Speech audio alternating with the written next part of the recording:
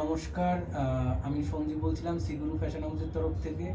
আজকে আমার দিদি কিছু আপনাদের বলবে আমার ব্যাপারে, কারণ আমি অনেকটা শরীর খারাপের জন্য ভেঙে পড়ছি। তাই দিদি আজকে এসে বলছে যে ঠিক আছে, কি হয়েছে এমন।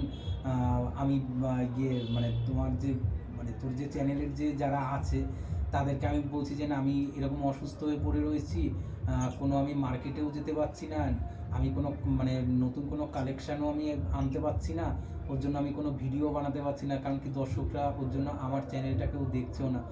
তাই তার জন্যই দিদি বললো যে ঠিক আছে, আমি সবার সাথে আমি একটু কথা বলি, দেখি যে সবাই যদি একটু পাশে থেকে যদি একটু সাপোর্ট করে তোমায়, সেক্ষেত্রে দেখি কি করা যায়। তাই দিদি কিছু আর কি একটু বলবেন। নমস্কার। আমার ভাই তো আপনারা নিশ্চয়ই সবাই জানেন যে খুব অসুস্থ অনেক দিন যাবৎ। এর জন্য কোনো মার্কেটে গিয়ে যে নতুন কালেকশানগুলো আনবে কাপড়ে সেগুলো আনতে পারছে না। আর আপনাদের কাছে নতুন নতুন কালেকশানও ওরা দেখাতে পারছে না। নানান ধরনের আপনারা তো শ্রীগুরু ফ্যাশন হাউসে নতুন নতুন অনেক রকম কালেকশান, ব্লাউজ, নাইটি, শাড়ি, অনেক রকম কালেকশানই আগে আপনারা পেয়েছেন, কিন্তু এখন আপনারা রিসেন্ট কিছুই পাচ্ছেন না।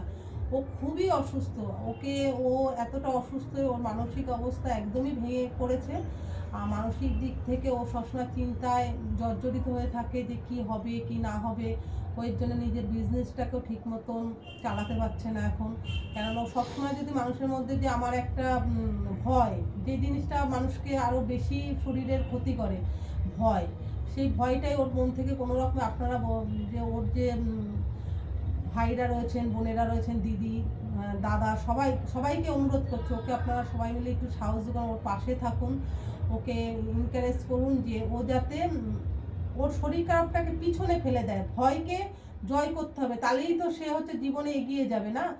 ও যাতে আরও মালের ইয়েতে যেতে পারে, হাটগুলো যেতে পারে, ও মালগুলো যাতে নতুন নতুন কালেকশন আপনাদের দেখাতে পারে। আপনারা ওকে সাপোর্ট করুন। আর আপনারা দেখুন ও যাতে আপনাদের আশীর্বাদ, ভালোবাসা, ও যাতে খুব তাড়াতাড়ি সুস্থ হয়ে যায়। এই জন্য আপনাদের কাছে আমার রিকোয়েস্ট, আপনারা ওকে সবাই সহযোগিতা করুন এবং আশীর্বাদ করুন, ভালোবাসা দিন। নমস্কার।